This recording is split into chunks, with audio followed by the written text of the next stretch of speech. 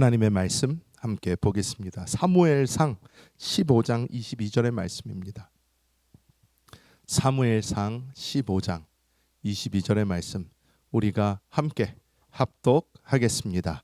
사무엘이 이르되 야훼께서 번제와 다른 제사를 그의 목소리를 청종하는 것 같이 좋아하심같이 좋아하시겠나이까. 순종이 제사보다 낫고 듣는 것이 수장의 기름보다 나으니. 아멘. 오늘 저는 이 사무엘상에 나와 있는 이 많은 내용들을 가지고 이스라엘의 첫 번째 초대 왕이었던 사울, 이 사울의 삶을 통하여 우리가 함께 은혜 받는 그 시간 되기를 원합니다. 사울의 삶을 우리가 이렇게 돌아본다면 사울은 굉장히 괜찮은 사람이었습니다. 사울은 누가 봐도 왕이 될 만한 사람이었어요. 얼굴도 굉장히 준수했습니다. 체격도 준수했어요. 사람들이 이렇게 봤을 때 저 사람은 왕이 될 만하다라고 했던 그러한 사람입니다. 이 사울이 겉모습 너무나 괜찮고 완벽한 사람이었고 뿐만 아니라 우리가 유대의 문헌인 이 탈무드, 우리가 잘 아는 이 탈무드를 살펴보면 사울이 처음 왕자에 올랐을 때의 사울의 이 심성, 마음이 어땠는지에 대해서 써져 있는데 1년 된 아이처럼 죄가 전혀 없는 순수한 상태였다, 이렇게 사울을 묘사하고 있습니다. 즉 하나님이 사울을 처음 선택하셔서 이스라엘의 왕으로 세우고자 딱 하셨을 그때에 사울은 어떠한 사람이었나? 겉으로 볼 때도 완벽했고 그 속도 괜찮았던 사람이다, 이렇게 우리가 볼 수 있다라는 것입니다. 이곳에 계신 대부분의 분들은 사울이 어떠한 삶을 살았는지 대강이라도 아실 것입니다. 하나님의 선택으로 사울이 왕이 되고 이스라엘의 첫 번째 왕이 되고 이스라엘이 그 전까지는 사사시대를 살았습니다. 삼손이라는 이 마지막 사사가 죽은 후에 사무엘 선지자가 나타나 하나님의 말씀을 전하기 시작을 하는데, 그런데 이 사무엘 선지자로 이스라엘 백성들은 만족하지 못하고 자기들도 다른 나라와 같이 왕을 주십시오, 왕을 주십시오, 왕을 주십시오 이야기하기 시작을 합니다. 우리가 이것을 볼 때 먼저 깨달아야 되는 것 하나가 있다면 그것이 무엇인가? 이스라엘의 역사를 보면 이스라엘 백성들이 계속 했던 것은 무엇이냐? 하나님으로부터 떠나려고 했어요. 계속 떠나려고 합니다. 자, 아담과 하와부터 보죠. 아담과 하와가 한 게 무엇이에요? 선악과를 먹고 생명나무의 열매를 먹지 않았다는 것은 하나님으로부터 독립하겠다라는 반역의 선언입니다. 아담과 하와도 하나님께로부터 멀어지겠다 한 거예요. 이 이스라엘 백성들이 계속 이제 출애굽 시기로 와서는 어떻습니까? 계속 똑같아요. 하나님으로부터 멀어지겠다 하는 이 이스라엘 백성을 하나님께서는 10가지 재앙 다 보여주시면서 결국 출애굽 시키십니다. 하나님이 강권적으로 하신 거예요. 그리고 이스라엘 백성 계속 애굽으로 돌아가자 하는 이 이스라엘 백성도 하나님이 계속 끌고 다니시다가 첫 번째 세대 결국 하나님이 보여주신 가나안 땅 하나님이 데리고 들어가셨고, 그때까지도 자기들이 한 게 별로 없어요. 하나님께서 구름기둥 불기둥으로 살려주셨는데 감사하지 못하고, 만나 내려 먹여주셨는데 감사하지 못하고 자기들이 불평불만하면서 따라가다가 젖과 꿀이 흐르는 그 땅 보았음에도 불구하고 감사하지 못하고 우리는 이제 다 죽었다 한탄하다가 여호수아와 갈렙 두 사람 빼고 첫 세대가 싹 다 광야에서 죽습니다. 두 번째 세대 가나안 땅으로 들어갑니다. 여호수아와 갈렙이 살아있을 동안 잘 살았죠. 그런데 이후에 사사시대를 보면 똑같아요. 계속 우상 섬기고 하나님 버리고 우상 섬기고 하나님 버리고, 이것의 반복이 시작이 되면서 자, 이스라엘 백성들이 첫 번째 법을 달라고 합니다. 왜? 이집트에서 법을 보았거든요. 하나님 대신에 법을 원하는 거예요.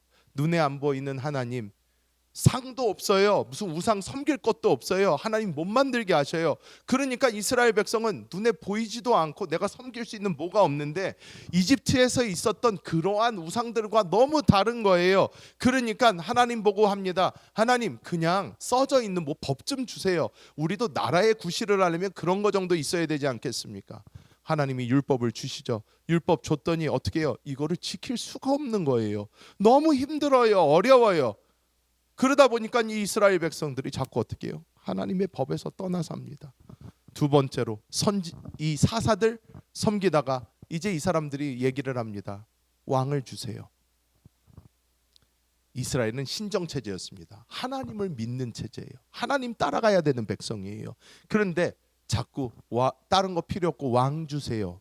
왕 주세요. 왕이 우리를 다스리게 해주세요. 하나님이 자신의 왕이라는 것을 버리는 거예요. 그리고 왕을 요구를 합니다. 사무엘 지난주에 얘기했던 것처럼 기분이 팍 상해요. 얘네들은 정신을 차리지 못하고 왜 이렇게 자꾸 왕을 달라고 그러나? 하나님이 우리의 왕인데 왜 자꾸 다른 것을 원하나? 야, 하나님이 우리의 왕이다 그러는데 하나님은 말씀하십니다. 사무엘아, 열내지 말고 그냥 달라는 대로 줘라 하십니다. 그래서 하나님이 뽑으신 이 사람 첫 번째 이스라엘의 왕 사울. 이 사울의 삶을 우리가 다시 돌아보면서 하나님이 우리에게 보여주고자 하시는 것이 무엇인지 우리가 함께 보았으면 좋겠습니다. 첫 번째로 이 사울이 실수가 무엇인가? 우리가 모두 겪는 실수입니다. 하나님보다 자기 자신을 믿었던 이 실수를 사울은 했다라는 것입니다. 우리가 이 땅을 살아가면서 이 세상은 자꾸 우리에게 이야기를 해요. 나 자신을 개발해라. 나 자신이 실력을 갈고 닦아라. 내 자신이 더 대단한 사람이 되어라. 자꾸 자기 개발을 이야기를 합니다. 우리는 열심히 자기 개발을 합니다. 그래야 어떻게 먹고 살 수도 있고 이것도 할 수 있고 저것도 할 수 있고 우리는 그렇게 생각을 하죠. 그런데 우리가 자기의 개발을 한다는 게 나쁜 게 아니라는 거예요. 그것을 가지고 자기 개발하는 것은 나쁜 겁니다. 죄입니다. 이게 아닙니다. 자기 개발을 자꾸 하다 보면 사람은 자꾸 하나님을 믿는 것보다 자기 스스로를 믿게 돼요. 자기에게 공을 더 드릴수록 하나님보다 자기를 의지하게 된다라는 것입니다. 우리는 우리가 있는 게 많을수록, 우리가 공부한 게 많을수록, 우리가 있는 능력이 많을수록 하나님을 의지하는 게 아니라 자기를 의지하게 돼요. 근데 사울이 어떤 사람이었나? 사울은요 정말로 가진 게 많은 사람이었어요. 겉으로 용모도 굉장히 빼어났습니다. 굉장히 좋은 사람이었어요. 체격도 굉장히 좋았습니다. 누가 봐도 왕이 될 상이었어요. 야, 저 사람은 왕 될 만하다 라고 모든 사람이 생각했습니다. 사울 또 마음도 굉장히 좋았던 사람이에요. 이 사울 누가 봐도 괜찮은 사람이고 이 사울 누가 봐도 카리스마가 있던 사람이에요. 이스라엘 백성들이 딱 보니까 야, 저 사람은 우리가 따를 수가 있겠다. 사무엘상 9장 2절을 보면 사울이 이스라엘 자손 중에 가장 준수하고 키가 모든 백성보다 어깨 위만큼 더 컸다고 얘기를 해요. 키도 훤칠하고 아주 잘생긴 거예요. 전형적인 통치자의 전형입니다. 이스라엘의 인도자 될 만한 사람이었어요. 그런데 이 사람의 천연적인 모습이 너무 강하니까 이 사울은 자기를 믿고 자기를 믿기 시작하고 자기를 의지하기 시작하고 하나님을 의지하지 않기 시작을 합니다. 이 사람은 자꾸 나의 힘으로 해결해 보려고 합니다. 이스라엘 백성을 자기가 꾸리려고 해요. 내가 이제 왕이니까 나를 따르라. 자, 내가 하자는 대로 하자. 이렇게 하자. 저렇게 하자. 이 사울은 이 사람들을 자신이 가지고 있는 카리스마를 가지고 휘두르려고 했습니다. 이럴 때마다 문제가 생기기 시작을 합니다. 하나님을 의지하지 않고 자기 스스로를 의지했더니 무너짐의 순간들이 나올 수밖에 없다라는 거예요. 무너짐의 순간이 나올 수밖에 없습니다. 여러분, 우리가 이 땅을 살아갈 때에 어떻습니까? 우리 앞에 여러 가지 문제들이 살면서 생깁니다. 이런 문제가 생길 때마다 우리가 제일 먼저 해보려는 게 무엇입니까?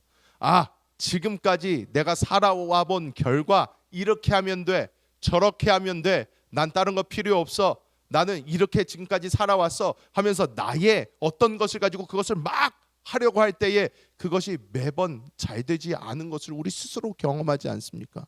이게 아닌데 왜 이게 이렇게 되지? 여기서는 이렇게 되면 안 되는데 왜 이게 이렇게 될까? 결국 우리가 아무것도 하지 못하는 그 상태가 돼요. 하나님 앞에 다시 주님 도와주세요, 하나님 도와주세요 하면서 우리는 다시 나아갈 수밖에 없다라는 것입니다. 진정한 겸손이 무엇인가? 진정한 겸손이라는 것은 내가 능력이 없어서 매달리는 게 아니라 나의 능력과 상관없이 나의 왕이 되고 나의 주가 되신 하나님을 더 의지하는 그 삶이 진정한 겸손입니다. 하나님, 나의 삶이 주님의 것인데 주님 뜻대로 사용하여 주옵소서. 주님 뜻대로 이끌어 주시옵소서. 내가 다른 것 바라보지 않겠습니다. 다른 것을 따라가지 않겠습니다. 오직 주님만 따라갑니다 할 때에 하나님이 우리를 붙잡아 사용하시며 하나님의 역사들이 나타나는 것입니다. 여러분, 우리가 사도 바울의 삶을 잘 압니다. 이 사도 바울은 어떤 사람입니까? 굉장히 똑똑했던 사람이고요, 교육을 많이 받았던 사람입니다. 근데 이 사도 바울이 자기의 것을 믿고 있었을 때에 어떻게 했습니까? 스데반 집사를요 잡아 죽였습니다. 자신의 것을 믿고 있었어요. 이거 맞아, 하나님 오직 한 분이신데 뭐 예수가 하나님이라고, 저런 이단들 다 잡아 죽여야 된다. 그래서 스데반 돌로 쳐 죽일 때에 증인이 당당하게 됐던 사람이 바로 이 바울이 되기 전 사울이었어요. 사람들이 다 사울 앞에다가 자기 겉옷을 쌓아놨어요. 너가 증인이다 라는 말이에요. 그것은 무슨 뜻이냐? 내가 책임진다라는 뜻이에요. 자, 그런데 이게 얼마나 무서운지 여러분 생각해 보십시오. 내가 책임진다 라는 그 뜻이 무엇입니까? 내가 하나님이 되겠다라는 거예요. 내가 판단하고 내가 정죄하고 내가 심판하는 거예요.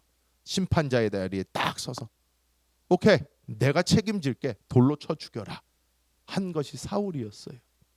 근데 이 사울이 바울이 됩니다. 하나님께 순종하고 하나님이 이끄시는 대로 가기 시작을 해요. 이 사울은 결국 자기의 능력이 아니라 하나님의 손으로 이끌림을 받으며 하나님이 원하시는 곳으로 다니기 시작하면서 사울이 했던 것이 무엇입니까? 바울은 교회들을 세우기 시작하고요, 하나님의 복음의 씨앗을 뿌리기 시작을 하고요. 이 바울은 사실 우리가 볼 때에 자신이 가지고 있는 능력만큼 사람들이 모이지는 않았어요. 너무 신기합니다. 베드로 아무것도 없던 사람이에요. 무식한 사람입니다. 어부예요.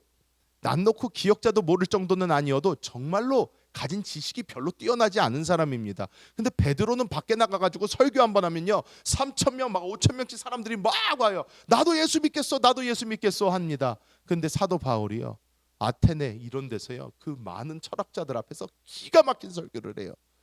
이야, 지금 읽어도요 진짜로 목사들 신학자들이 읽으면요 어마어마합니다. 어떻게 이런 설교를 하나, 주옥 같은 설교다 이야기를 합니다. 근데 아테네에서요 예수 믿는 사람 없어요. 안 쫓아옵니다. 사람들이 예수 안 믿어요. 아무리 내가 가진 게 뛰어나다 하더라도 성령의 역사와 비교할 수가 없다라는 거예요. 사도 바울은 평생 동안 그것을 느꼈어요. 보았어요. 아, 내가 아는 거 아니구나. 나를 의지해서는 안 되는구나. 우리가 나 스스로를 의지하고 따라갈 때에 반드시 큰 구멍이 나게 됩니다. 여러분, 이 미국 캘리포니아에 이 칼라베라스 빅트리 주립공원이라는 데가 있대요. 저는 한 번도 안 가봤습니다. 모릅니다. 그런데 거기에 Pioneer Cabin Tree라는 게 있었다고 합니다. Pioneer Cabin Tree. 이것은 세코이아 트리인데 이게 나무가 어마어마하게 두껍고 커요. 1000년도 넘은 나무래요. 어마어마하게 두껍고 큰 나무인데 이 나무가 너무너무 크니까 사람들이요, 야, 이 정도 나무면 이 관광 명소로 잘 써야 되겠다 해가지고 이 나무의 중앙 부분을요 팠어요. 구멍을 냈어요. 여기서 가보신 분들도 있을 거예요. 어떤 분들은. 그래서 그 그림을 좀 보여주면 좋겠는데 제가 딴짓하고 있는데 좀 보여주세요. 좀 왜? 자, 저기 저런 식으로 구멍을 내서요 차들이 막 막 지나가고 그 속으로 지나가고 사람들이 저기 속에서 막 사진을 찍고 막 할 정도로 저렇게 크게 구멍을 만들어 놨었어요. 아주 기가 막히게 만들어 놨어요. 그래서 겉보기에는 여전히 거대하고 푸르르고 터널을 통과하는 사람들, 이야 나무 대단하다 그랬는데, 이 2017년 1월 달에 이 폭풍우가 덮쳤는데, 겨울 폭풍우가 덮쳤는데, 이때 완전히 쓰러지고 맙니다. 완전히 쓰러지고 말아요. 2017년 전에 가신 분들은 보셨을 거예요. 그런데 2017년 1월 달에 이게 완전히 쓰러져 버렸어요. 1000년을 버텨온 생명이었지만 이 인간적 과시욕을 내기 위해서 이 중간에 사람들의 욕심으로 뚫어놓은 이 터널이 이 뿌리를 약하게 만들었고, 결국 겨울 바람에 이게 쓰러져 버리고 만 거예요. 내가 아무리 나의 능력, 나의 힘이 좋다고 나 스스로를 갈고 닦고 노력하고 뭐하고 한다고 하더라도, 우리가 하나님을 전적으로 의지하지 않고 내 안에 나로 만든 구멍을 만든다면 우리도 이 나무와 같이 쓰러질 수밖에 없다라는 것입니다. 우리는 사울의 모습을 보면서 사울 왕도 정말로 굉장한 사람이었지만 자기를 의지했을 때 쓰러졌구나. 자, 우리도 그 우를 범하지 말고 오직 주님 안에서 주님만 붙잡는 우리 모든 성도님들 되시기를 예수님의 이름으로 축복합니다.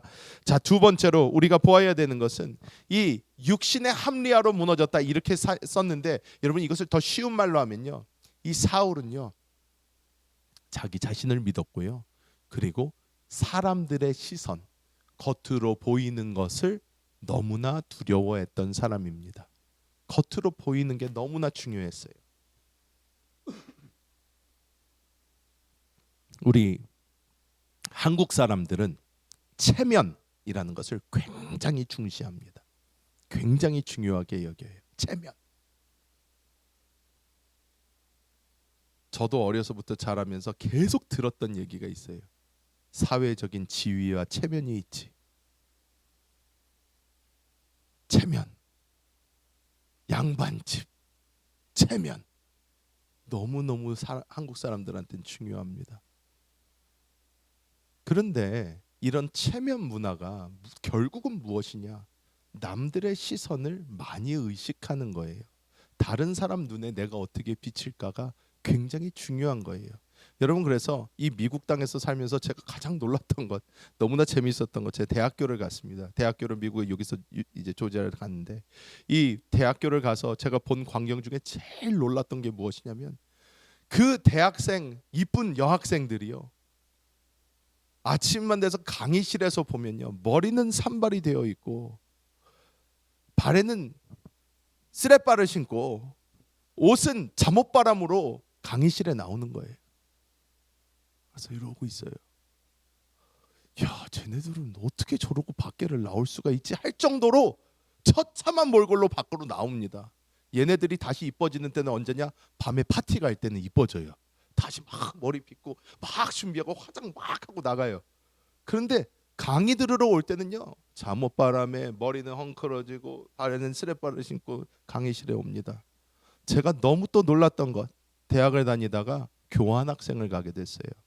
한국 연세대학교로 교환학생을 가서 거기에서 한 학기를 공부를 했는데, 공부를 하면서 저는 연세대학교 가서 깜짝 놀랐어요. 거기 있는 모든 여학생들이 다 그날 선보러 나온 줄 알았어요. 옷을 얼마나 차려입고 화장을 얼마나 완벽하게 하고 옷을 완벽하게 입고 학교를 나오는 거예요. 제가 그래서 깜짝 놀라가지고 제 후배애들, 야, 너 오늘 뭐 선보냐?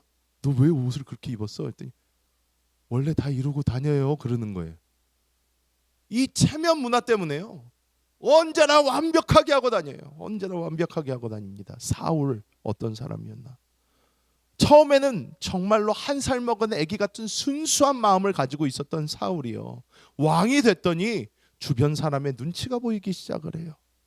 다른 나라 왕들을 보니까 막 배신도 하고 그래요. 막 정말로 막 폭동도 일어나고 사람들이 따르지 않고 막 이런 걸 보면서, 내가 이 국민의 마음, 이 나의 사람들의 마음을 잘 사야 되겠구나. 자꾸 겉으로 보이는 거를 중요하게 여기기 시작을 하는 거예요. 그러다 보니까 이 사울이 하나님한테 신경 쓰지 않고 사람들에게 신경 쓰기 시작을 합니다. 그래서 어떤 일을 합니까?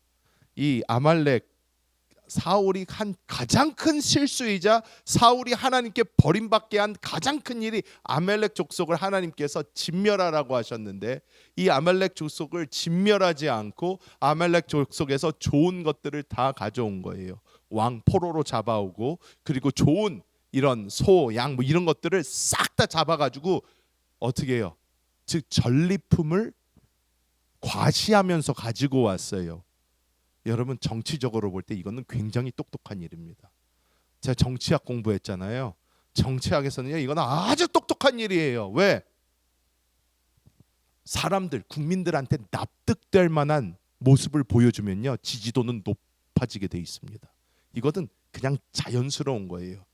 여러분, 옛날에 걸프전이 있었죠. 걸프전이 있었어요. 조지 부시 때 걸프전이 있었어요. 이 걸프전 때 조지 부시가 가장 잘못한 게 뭔지 아십니까?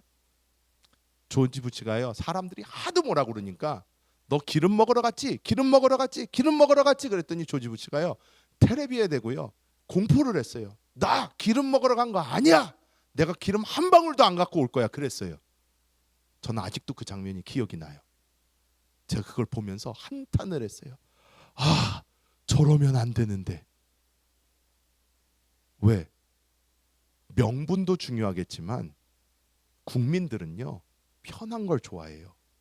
조지 부시가 너네가 뭐라 그러든 난 상관없어 해버리고, 만약에 기름을 싹 다 갖고 와가지고요, 클린턴 시대처럼 완전 기름값을 확 하고 낮춰버렸잖아요. 기름값이 저 처음 미국 갔을 때 30센트, 40센트, 50센트 그랬단 말이에요. 30센트, 40센트, 50센트 그랬는데 그 정도 수준으로 기름값을 낮춰줬다.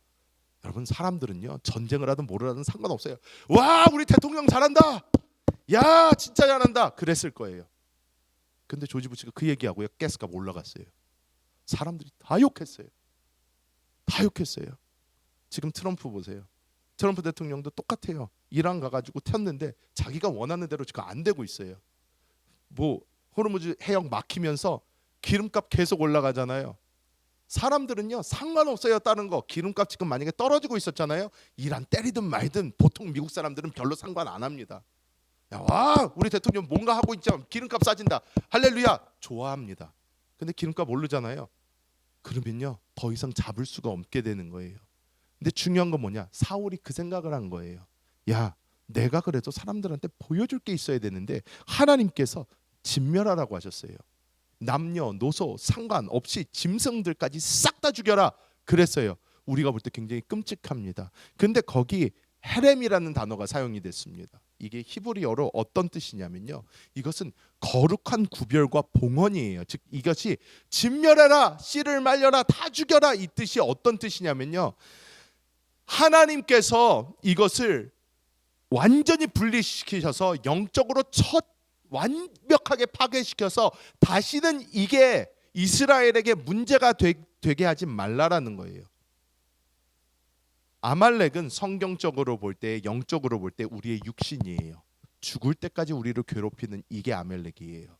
그런데 그때 당시에 하나님께서 사울에게 이 아말렉 족속을 씨를 말릴 힘과 권세를 주셨어요. 그런데 사울이 그때 이것을 하나님께 순종하지 않고 사람들을 봤어요. 정치적으로 봤어요. 아, 이거 내가 요번에 잡아서 싹 다 잡아서 사람들한테 보여주면서 이거 봐라, 내가 왕도 잡아왔고 귀족들 다 잡아왔고 이 모든 거 다 봐라, 소, 양 좋은 거 내가 다 갖다 왔다, 우리 나라를 위해서 내가 이렇게 했다 하면 사람들이 너무 좋아하겠지. 내가 진짜 왕으로서 체면이 살 거야. 하자마자 어떻게 됩니까? 하나님께서 버리십니다. 오늘 우리가 함께 봉독한 순종이 제사보다 낫다 라는 그 말이 바로 여기서 나온 거예요. 사울이 사람들 눈치 보다가 하나님께 버림을 받습니다. 근데 우리도 이 세상을 살아가면서 똑같을 때가 너무 많다라는 거예요. 여러분, 그렇지 않나요? 우리가 이 땅에 살아가면서 사람들 눈치를 많이 봐요. 어우, 내가 이렇게 하면 저 사람 뭐라고 생각할까? 이렇게 하면 저 사람은 무슨 생각을 할까? 내가 이렇게 하면 어떨까? 저렇게 하면 어떨까? 여러분, 그렇다고 이 세상을 뭐 혼자 살아갈 수는 없죠. 하지만 우리는 사람들 눈치보다 하나님 눈치 더 보면서 살아야 된다는 것입니다. 우리 영 안에 계신 주님이 우리 안에 살아 계세요. 우리가 믿는 하나님은 성경책 안에 있는 하나님이 아닙니다. 우리가 믿는 하나님은 지금 살아서 우리 안에서 역사하시는 하나님이세요. 우리 안에서 우리를 인도하시는 하나님이세요. 그 하나님을 바라보면서 하나님 눈치를 더 봐야 된다는 거예요. 내가 진짜 눈치 볼 사람 눈치를 안 보고 쓸데없는 사람 눈치 보다가 어떻게 돼요? 사울처럼 버림받는다는 거예요. 때문에 우리는 하나님 바라봐야 돼요. 하나님 어떻게 할까요? 지금 무슨 이야기를 하면 될까요? 지금 어디로 가면 될까요? 하나님 나를 이끌어 주세요. 나는 오직 하나님만 바라보고 살겠습니다 하면서 하나님 손 붙잡고 나아가면 하나님을 기쁘시게 하며 하나님의 뜻이 우리를 통해서 이루어집니다. 여러분 로마서 8장 7절에서 8절 말씀 우리 함께 읽어볼까요? 육신의 생각은 하나님과 원수가 되나니 이는 하나님의 법에 굴복하지 아니할 뿐 아니라 할 수도 없음이라. 육신에 있는 자들은 하나님을 기쁘시게 할 수 없느니라. 이 말이 무슨 뜻이에요?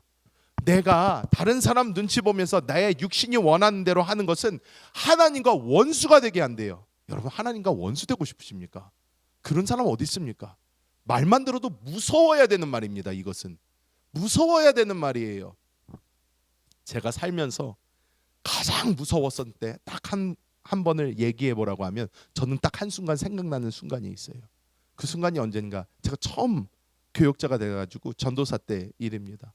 어떤 한 연세 있으신 어떤 한 여성 성도님이 계셨는데 그 성도님이 저한테 막 뭐라 그랬어요. 그때 저 갓 전도사 되자마자예요. 되자마자 중국에서 사역하고 있었을 그때에 무슨 뭐 전도사가 어쩌고 저쩌고 하면서 저한테 막 뭐라 그러는데 갑자기 열이 확 받더라고요. 열이 확 받았어요. 하나님 내가 몇 년을 공부를 하고 몇 년을 내가 노력해가지고 내 삶에 나의 어떻게 보면 프로필을 이렇게 만들었는데 내가 저런 얘기 들으려고 이렇게 열심히 살았습니까? 지금까지 공부한 건 다 뭐고 지금까지 노력한 건 다 뭐고 하나님 왜 내가 저 사람한테 저런 소리를 들어야 됩니까? 라고 하면서 제가 혼자서 성전에 앉아가지고요 중국에서 하나님 앞에서 한탄을 했어요. 하나님 왜 나에게 이런 일을 허락하시고 왜 나를 주의 종을 만든다고 그래가지고 왜 나한테 이렇게 하십니까? 이렇게 제가 하나님 앞에서 막 떼를 썼어요. 그랬더니 그때 하나님이 저한테 하신 말씀이 딱 있어요. 무슨 말씀이냐면 저한테 갑자기 마음이 갑자기 고요해지면서요 하나님의 음성이 들립니다. 하나님께서 저한테 그때 이렇게 말씀하십니다. 너 안 해도 된다 였어요. 너 안 해도 된다. 저는 그래서 첫 마디 듣자마자 할렐루야! 야 됐다. 오케이 이제 하나님 나 방해 안 하겠지. 나 살고 싶은 대로 살면 되지. 할렐루야 좋다 가야지 그러는데 그 다음에 들려오는 하나님의 말씀이 그거였어요. 너 안 해도 돼. 하지만 너가 이 길을 걷지 않겠다고 하면 너와 나는 더 이상 상관이 없다 그러시는 거예요. 너와 나는 더 이상 상관이 없다. 내가 너 더 이상 상관하지 않겠다. 남남처럼 살자. 약간 이런 거예요. 와, 그 마음이 저한테 딱 오는데 그때 느꼈던 그 공포는요. 설명이 안 돼요. 전 그때 진짜로 약간 피가 차가워지는 것 같았어요. 하나님이 나랑 상관이 없어져? 나의 삶의 의미가 무엇인가?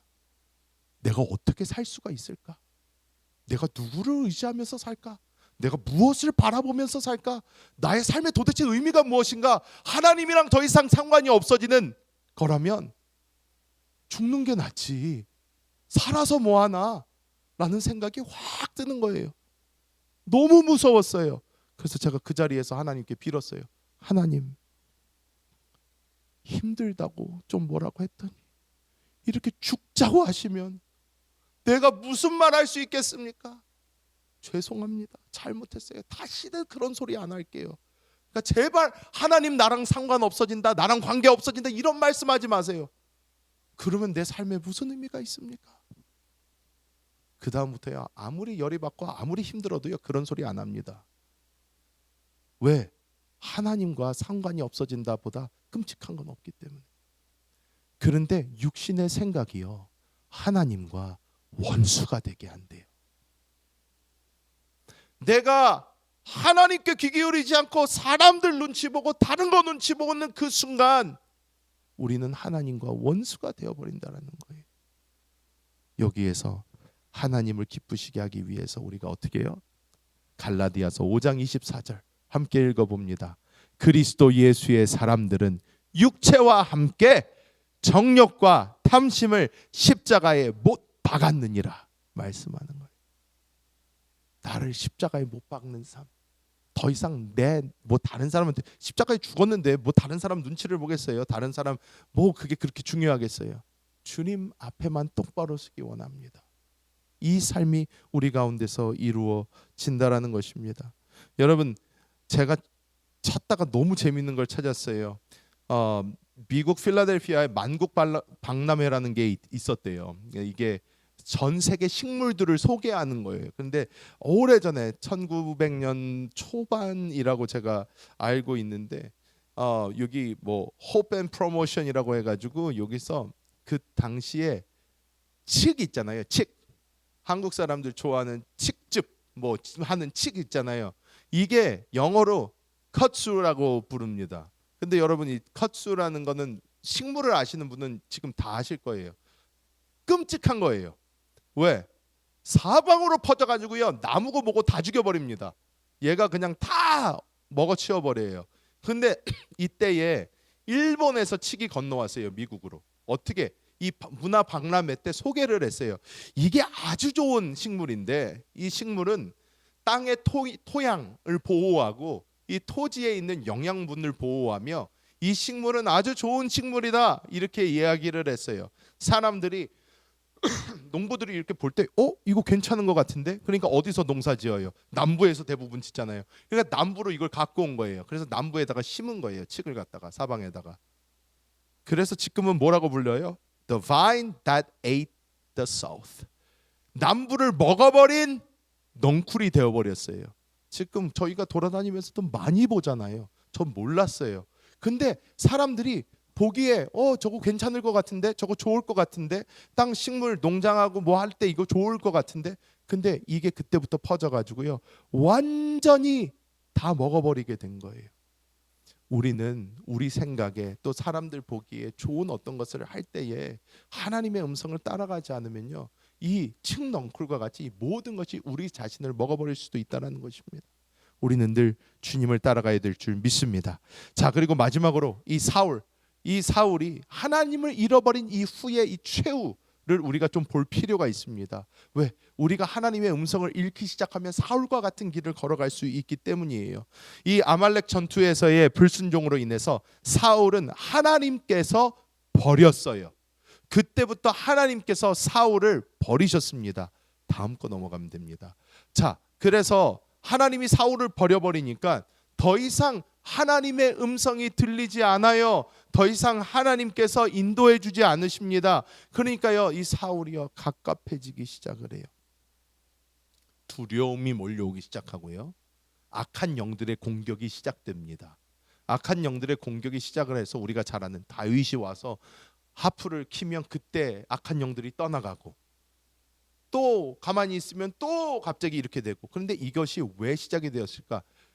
요즘 이 심리학적으로 표현을 하면요 우울증과 그리고 이것에 겹쳐서 이 패러노이드, 이 사람들 막 걱정, 근심, 염려가 밀려오는 거예요. 왜? 하나님이 자기를 버렸대요.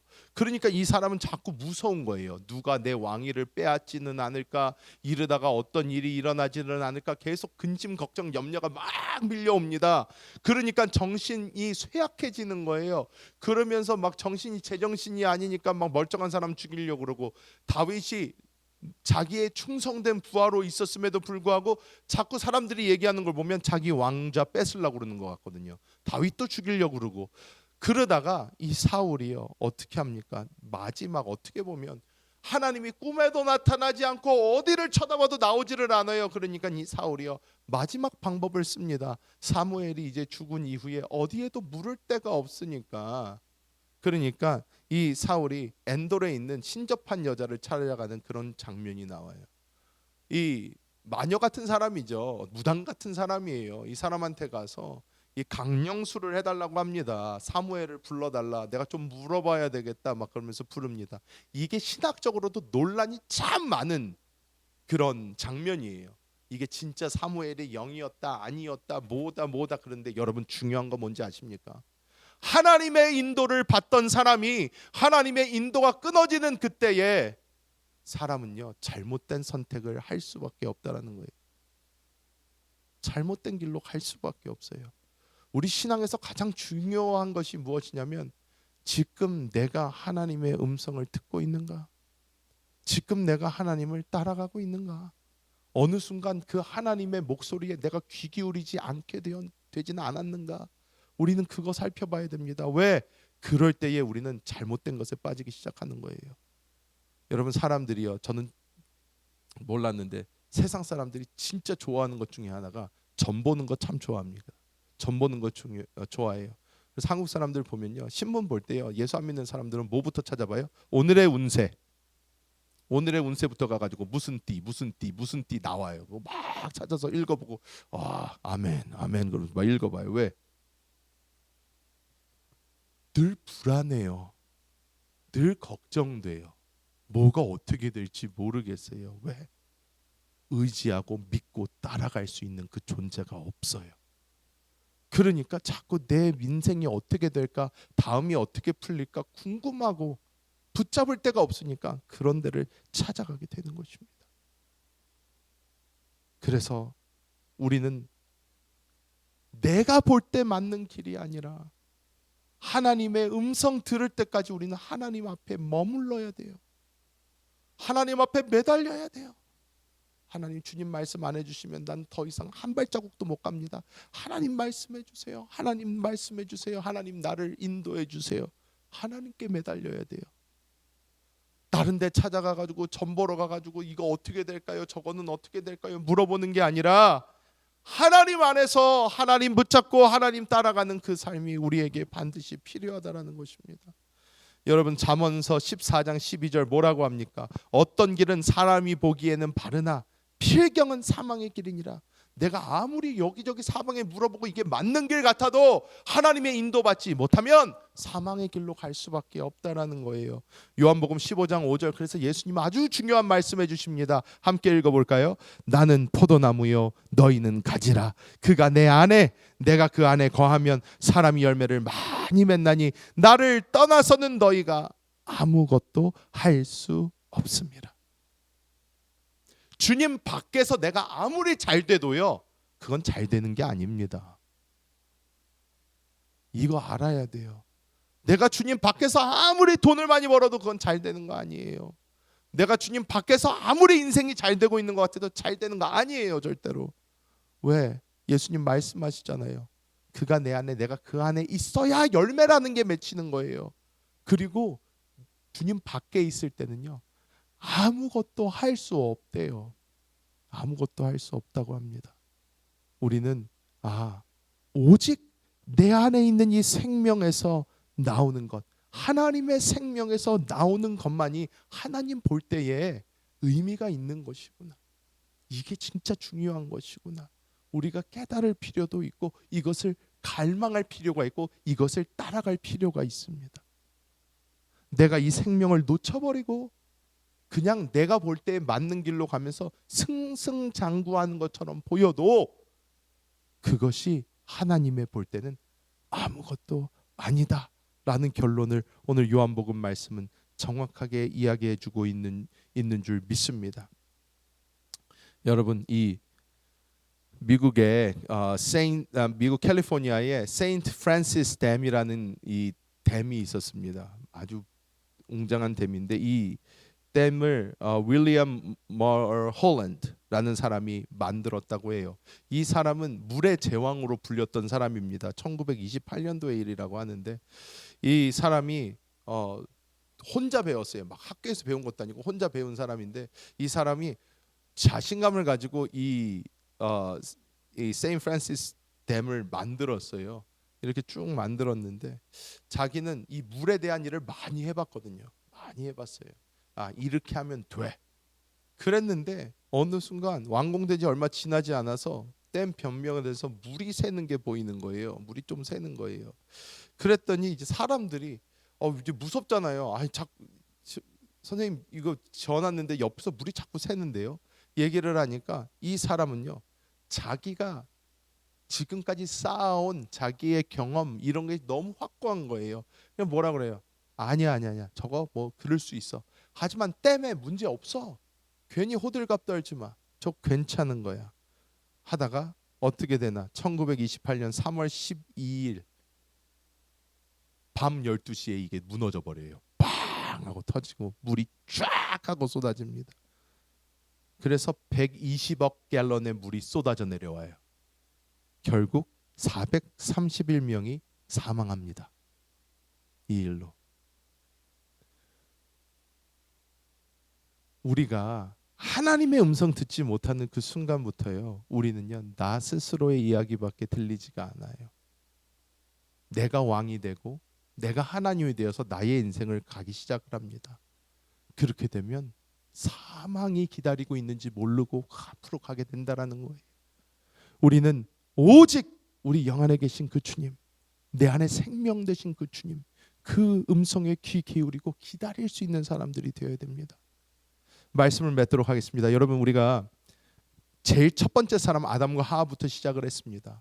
아담과 하와, 우리가 찌끔 와가지고 아유 하와가 그랬으면 안 되는데 하는데, 여러분 그런 이야기가 아니라, 여러분 이 하와가 만약에 그 순간에 이 뱀이 꿰는 그 순간에 하와가 그 자리에서 자신의 남편만 기다렸어도 이 일은 일어나지 않았을 수 있어요.